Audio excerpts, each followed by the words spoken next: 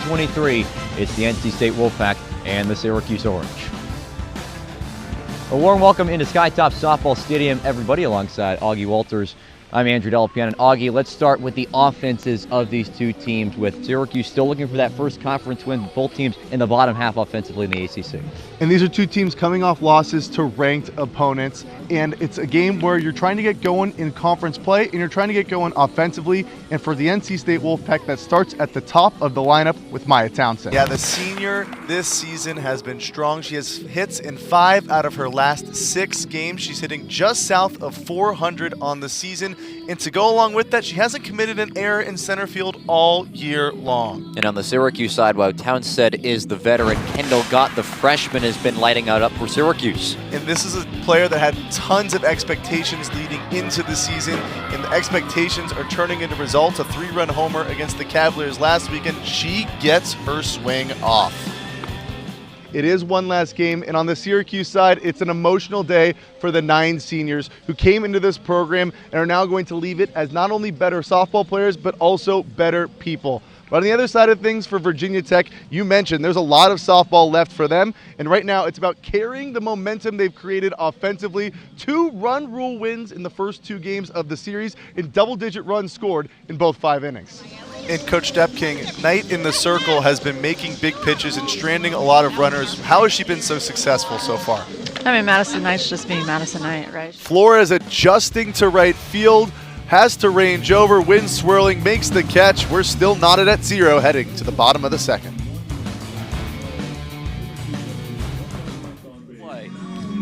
Nice play from Mazzarone up the middle, and she knows she has time to get Flores at first.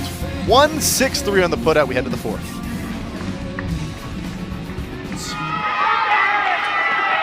Free passes always come back to bite you, Eddie.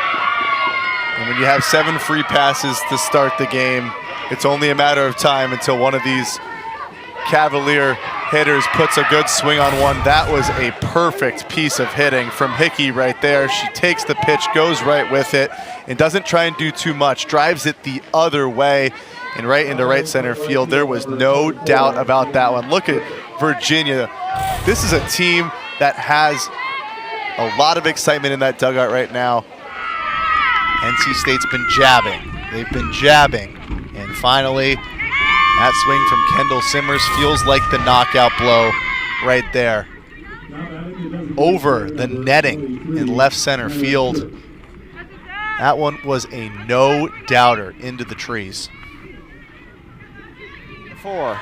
Eddie, that softball was deposited off the scoreboard. The second homer we've seen today off the scoreboard. The first one for the Orange, and she got every ounce of that softball right there. Take another look at it right here. Perfect swing. We mentioned earlier, she is getting her swing off, and the results are showing. That is exactly what the doctor ordered. If you're Syracuse, all of a sudden, you're back in this game. And again, it's that one first inning that really created the separation, but you can crawl back into this one.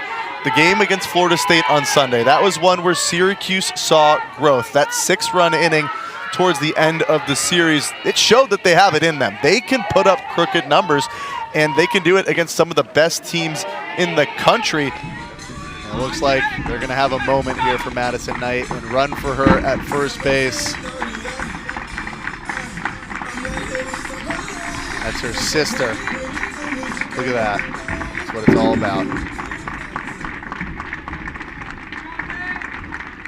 It sure does, and 31 pitches in that 3rd frame. That's the number. 30 is the number where once you throw 30 in an inning, you start to get someone loose. That's kind of normally the general term that's used across softball. And so it's an instance where if it gets way past 30, you want to make sure you got someone loose warming up. But Knight gets out of it at 31, so you can exhale. You can take a deep breath, and she goes back out there for the 4th.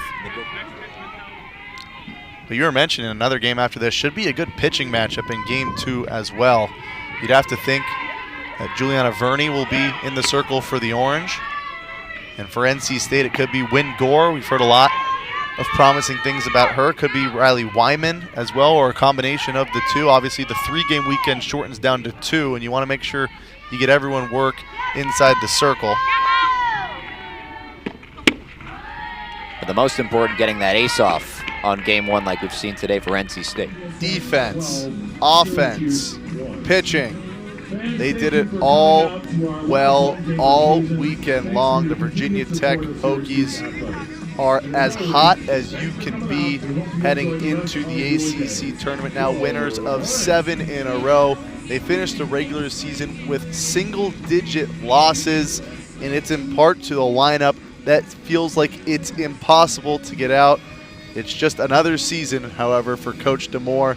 This is what he expects out of his team, and this is what is going to continue to happen moving forward. He is looking to be going to another NCAA tournament, but for Syracuse, it's an emotional end to another softball season up here in upstate New York, an emotional end for the 9 seniors who will be graduating in the coming week.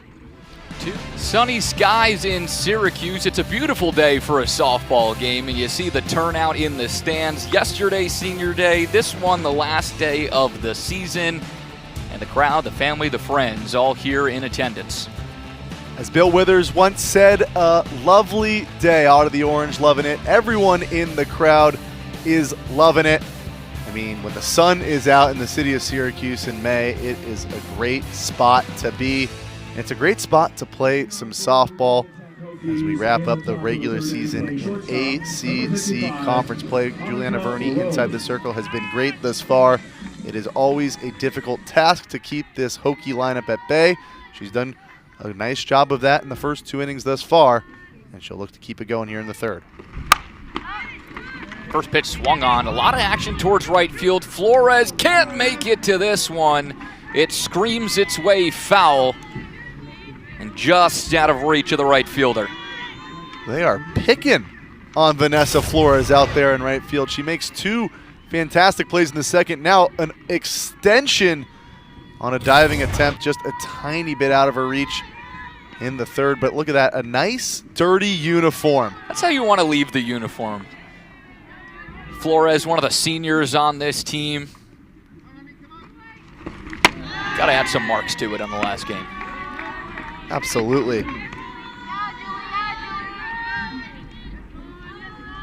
Shirley has been tested today in right field. Virginia Tech going Alpo time and time again.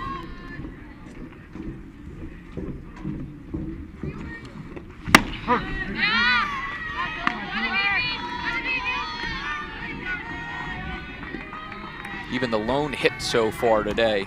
It's a line drive over towards Flores, dropped in time. Annika Rose, the shortstop. Looks at strike 3. That outside corner has been money thus far for Juliana Verney. Verney with a perfect pitch. She did it to Abramovich in the first, where she went to that outside corner, got the call. She gets help behind the plate. Kira Bolito frames it well, and that's the second time that she has got a backwards K going to the outside. A dribbler towards second. Fox tries to make the play just with the glove. And with Addison Foster's speed, I wouldn't be surprised if that's ruled as an infield single. That's a really tough play for Fox. You see she tries to do the glove flip all in one motion, but the most important part of that is making sure you have the softball in the glove before you're able to flip it. And just like she usually is, Addison Foster reaches first base on officially what will be called an infield single. So done it in both ABs so far today with a walk and with an infield single. Presents a lot of speed, and when you have this 2, 3, 4 behind you, she's accustomed to crossing home more than not. Jordan Lynch steps back in. Grounded out into a fielder's choice last time. This time, shallow pop-up to left field, retired by Kendall Gunt. An uncharacteristic swing from Lynch there, where she felt really off balance, and she kind of went fishing to get that low offering from Verney, and just the result showed a lazy fly ball to left field, 2 away for Verney.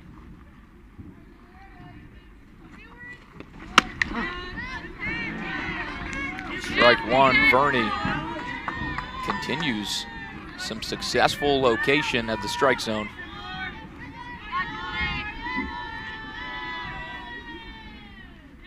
Just 2 hits so far. Abramovich gonna try and change that. That one right field way back, and it's not coming back. Nora Abramovich. No chance for the right fielder Flores on that one. A screamer way away at Skytop Stadium.